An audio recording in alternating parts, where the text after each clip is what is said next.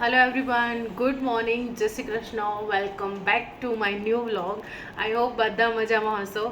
તો સ્વાગત છે તમારું નવા વ્લોગમાં. અને બસ જો એઝ ઇટ ઇઝ મોર્નિંગ થઈ ગઈ છે, બધું કામ પતી ગયું છે અને બેક ગો ફોર ધ બપોરની રસોઈ. તો જો અહીંયા અમારા દાળ ભાત સરસ એવા થઈ ગયા છે. એકચ્યુઅલી અમે લોકો મૂકીએ છીએ ઉપરા છાપરી દાળ ભાત, તો આમ ઢાંકીને મૂકી દઈએ છીએ એટલે નીચે દાળ પણ થઈ જાય અને ઉપર વરાળે રાઈસ પણ ચડી જાય.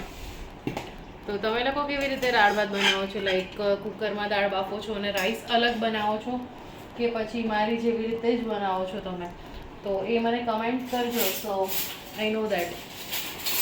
અહીંયા અહીંયા આવી સિસ્ટમ છે મારી સાસરીમાં, અને મારા મમ્મીના ઘરે અમે અલગ અલગ રીતે બનાવીએ છીએ.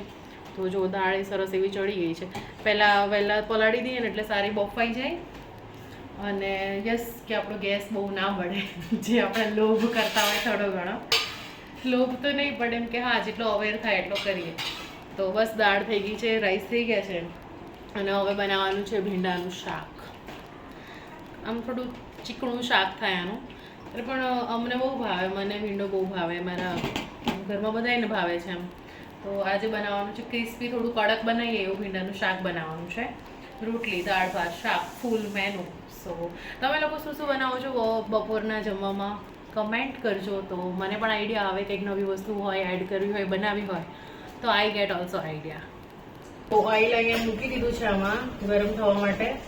કરશું 1 ચમચી જેટલી રાઈ, 1 ચમચી જેટલું જીરું, અડધી ચમચી પિંચ જેટલી હિંગ, અડધી ચમચી જેટલો મેથીનો પાવડર, લીમડાના પાન, લીલા મરચા, કરીશું એમાં ટામેટા. સતડવા દેવાના થોડાક પેલા થઈ જાય ત્યાં સુધી.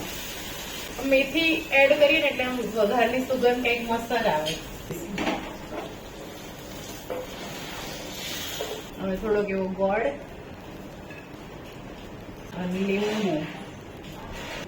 તો હવે બાંધી દઈશું લોટ. હમણાં રોટલી કરીશું ને પછી જમવાનો ટાઈમ થઈ જશે એટલે ખાઈશું. જો અહીંયા દાળ મસ્ત ઉકળી ગઈ છે, મસ્ત દાળ થઈ ગઈ છે બની. તો જો ભીંડાનું શાક બની ગયું છે. અમે લોકો તો આવું બનાવીએ છીએ. જો વાતાવરણ તો એવું જ છે, વરસાદ જસ્ટ આવીને ગયો.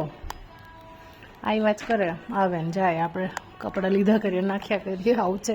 ચાલો, રોટલી બનાવવાનો ટાઈમ થઈ ગયો છે, તો રોટલી બનાવી લઈએ. બીજું બધું તો રેડી થઈ ગયું છે, દાળ, શાક, ભાત. તો હવે રોટલી બનાવી લઉં અને બસ પછી બધા આવશે એટલે જમી કરીને ફ્રી. આની ખુશી કંઈક અલગ જ હોય. રોટલી ફૂલાય એના મને મજા આવે કે આમ કોઈ પણ વસ્તુ બનાવતા હોય તો સારી બને ને, એની ખુશી કંઈક અલગ જ લેવલની હોય.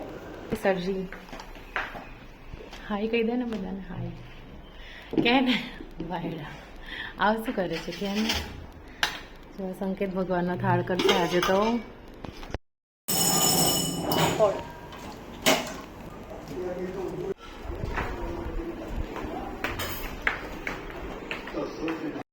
જમવા માટે અમારા સંકેત તો જમી રહેવા આવ્યો અને હું પાછળથી આવી. હે શંકુ, હાઈ તો કે બધાને દીકરા.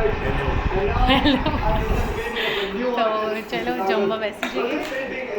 જમીને આવું કંઈક હતું આજનું મોર્નિંગથી બપોરનું રૂટીન. સો તમને મારો વ્લોગ કેવો લાગે છે પ્લીઝ કમેન્ટ કરજો. મારા પેજને ફોલો કરજો, લાઈક કરજો, શેર કરજો મારા પેજને. અને yes of course my YouTube channel also, તો એને પણ સબસ્ક્રાઈબ કરજો. તો આવું અને મને સપોર્ટ કરજો. આવું નાનું બસ એટલું જ હું કહીશ, બીજું તો કંઈ કહીશ નહીં. આજ માટે આટલું. મળીએ નેક્સ્ટ બ્લોગમાં. બાય બાય, જય શ્રી કૃષ્ણ, ટેક કેર.